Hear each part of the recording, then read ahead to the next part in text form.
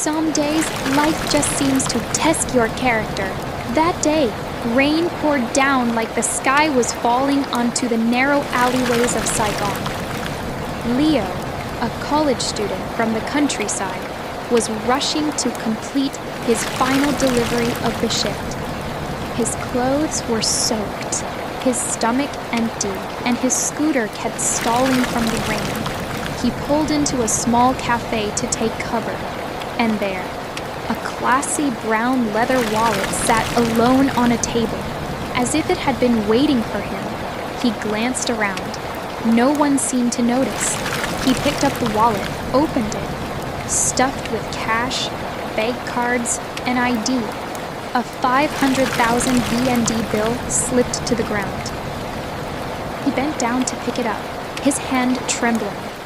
Sounds of poverty weakens even the strongest hearts. Leo thought about rent, tuition, and the last packet of instant noodles in his room. Just one bill, just this once. And just then, Tyler appeared. They lived in the same boarding house, studied at the same university, but belonged to two completely different worlds. Tyler was slick, talkative, and always looked down on Leo as a naive farm boy. Tyler squinted at the wallet and whispered, "That's a high-end wallet. Take a few bills. Who's gonna know? Rich people have tons of money. You're broke, not stupid. This is your chance." Leo stayed silent. The rain kept falling. But inside, a storm raged. Keep it or return it, right or wrong. Oh, wonderful. Then carefully place the amount of money in the wallet and hand it to a cafe staff member. He simply said, "Someone left this behind. Could you please return it for me?" Tyler stood nearby, smirking, and carefully placed the amount of money in the wallet and handed it to a cafe staff member. He simply said, "Someone left this behind. Could you please return it for me?" 3 days later, phone call. A call came from an unknown number. A calm, polite male voice. "Is this Leo?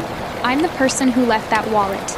I reviewed the security footage and saw that you returned it." It turned out to be Mr. Bennett, the owner of a major interior design company. He invited Leo for coffee, thanked him sincerely, and said softly, "I'm looking for a part-time assistant. If you're interested, I can make it happen." Leo was stunned. A real opportunity born from what felt like a small act. Narrator. Final unexpected meeting. The next day, Leo was invited to the company's executive office. Mr. Bennett sat across from him, studying him for a long moment. "Let me ask you honestly, when you found the wallet, did you ever consider keeping it?" Leo lowered his head and replied honestly, "I did.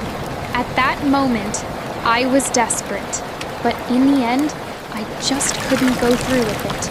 Mr. Bennett nodded slowly. Then he pulled out a small envelope and placed it on the table. "This is your official offer letter, but I want to give you something more, a message I truly believe in." He looked straight into Leo's eyes and said each word clearly. Honesty isn't about never being tempted.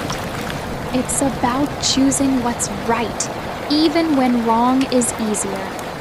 Sometimes things can be difficult, but always on the bus ride. I will always remember this. Thank you. I will always forgive you, but please trust me and don't risk writing this text. A friend or a knife in the back. And then softly, a Vietnamese proverb fades in. Those who live kindly will meet good. Those who do evil will face harm.